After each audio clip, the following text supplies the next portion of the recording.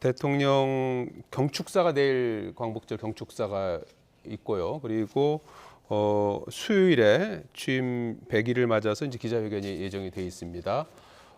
그리고 지지율이 지난주 금요일에 갤럽 기준으로 24에서 25로 1%포인트 이제 더 떨어지지 않고 이제 1%포인트 이제 반등하는 모습을 보여줬는데 어떤 메시지가 들어가야 된다고 보시고 지지율에는 어떤 영향을 미칠 거라고 보십니까?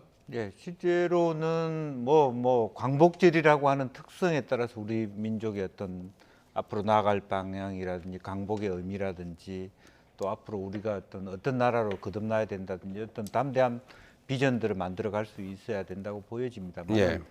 그러니까 100일을 앞두고서는 17일 날 메시지는 조금 더 국민들이 납득할 수 있는 솔루션, 경제적, 민생에 대한 대안을 만들어야 될 것 같습니다. 가령 예를 들어서 최근에 비가 많이 와서 반지하 문제만 하더라도 대통령이 낸 대안에 대해서 후폭풍이 또 있거든요. 과연 그게 되느냐 하는 부분이 있기 때문에 그런 설익은 대안의 측면이 아니라 국민들이 납득할 만한 수준에서 정확하게 이건 말이 된다, 이게 가능하겠구나라는 정도의 정말 전문성, 너무 아마추어리즘이다 혹은 무능하다, 이런 두 가지의 문제를 극복할 수 있는 구체적인, 누구라도 어떤 전문가들이 보더라도 준비 많이 했다라는 얘기를 들어야만 되지 않겠습니까? 예. 이제 그게 가장 큰 관건이라고 보여집니다. 예.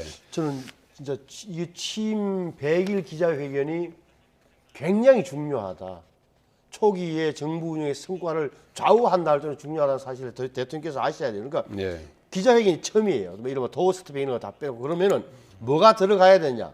제가 보기에는 첫째는 진정성 있게 해야 돼요. 국민들에 대해서 왜 이렇게 지지율이 낮아진 거에 대한 자기 나름대로 대통령이 보는 상황 인식을 보여줘야 돼요.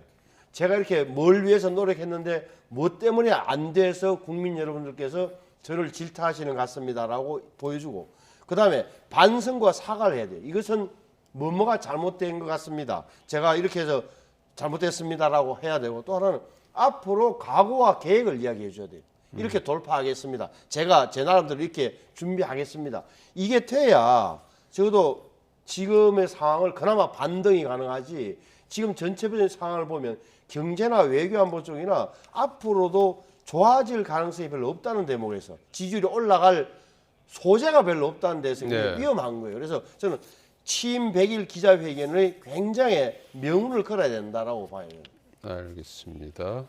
그 대통령실 쇄신과 관련해서는 어떻게 지금 뭐 나오는 걸로는 이제 그 전면 개편보다는 이제 화력을 보강하는 쪽이다, 이런 보도가 나오는 건데 거기에 대해서 상황은 이해가 예. 되죠. 그러니까 석 달 좀 지난 상황에서, 그리고 내각도 완료가 안 된 상황에서 인적 쇄신을 한다는 게 대통령으로서는 선택하기 어려운 카드다. 예.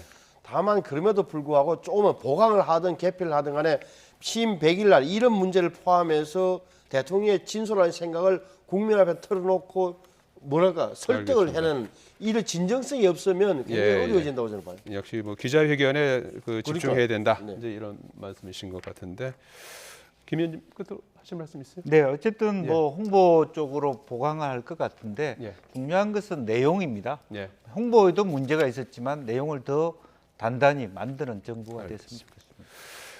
예, 정가 소식 짚어봤습니다. 신성범 전 새누리당 의원, 김영주 전 통합민주당 의원 두 분과 말씀 나눠봤습니다. 고맙습니다.